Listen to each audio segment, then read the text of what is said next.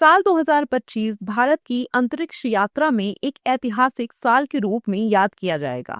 ऐसा हम इसलिए कह रहे हैं क्योंकि साल 2025 में इसरो ने न सिर्फ बड़ी तकनीकी छलांग लगाई, बल्कि कुछ ऐसी उपलब्धियों को भी हासिल किया जिसने भारत को ग्लोबल मैप पर बड़ी पहचान दी।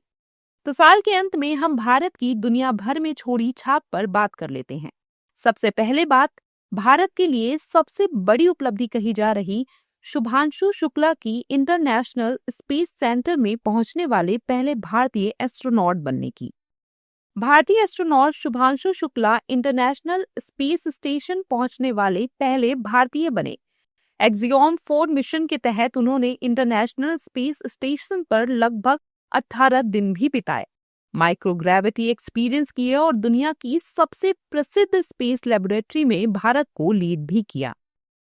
अब बात करते हैं इसरो की कुछ और बड़ी उपलब्धियों की। इसरो ने साल की शुरुआत में भारत की मानव अंतरिक्ष उड़ान रोड मैप को ही बदल दिया। इसरो ने 16 जनवरी 2025 को ऑर्बिट में 2 सैटेलाइट SDX-01 और SDX-02 को डॉक करके स्पारडेक्स को सफलतापूर्वक पूरा किया। इस उपलब्धि के बाद भारत ऑटोनॉमस डॉकिंग क्षमता वाला दुनिया का चौथा देश बन गया। ये टेक्नोलॉजी भविष्य के मिशंस के लिए काफी जरूरी है।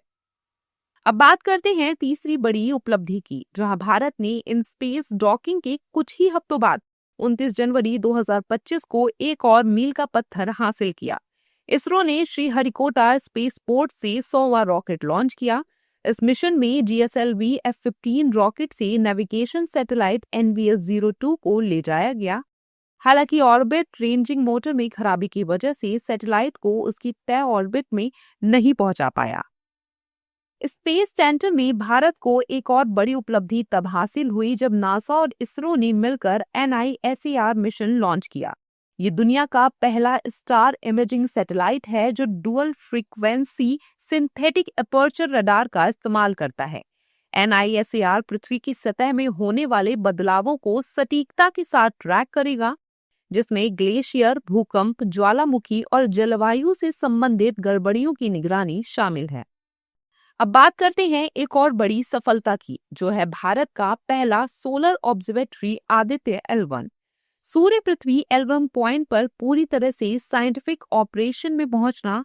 2025 में इसरो ने दुनिया भर के रिसर्चर्स के लिए 15 टेराबाइट मिशन डेटा को जारी किया।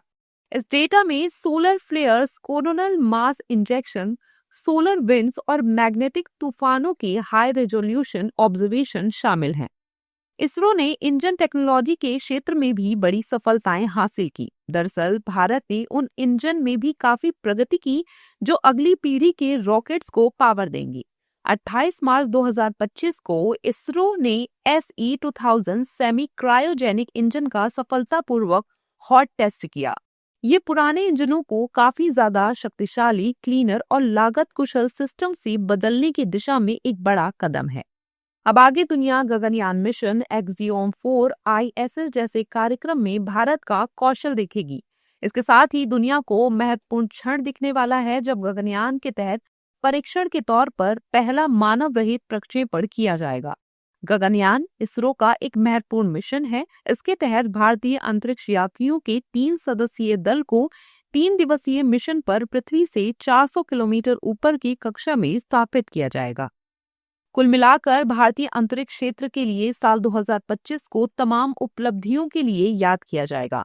भारतीय अंतरिक्ष अनुसंधान संगठन यानी इसरो के अनुसार साल 2025 के दौरान उसने 200 महत्वपूर्ण उपलब्धियां हासिल की हैं।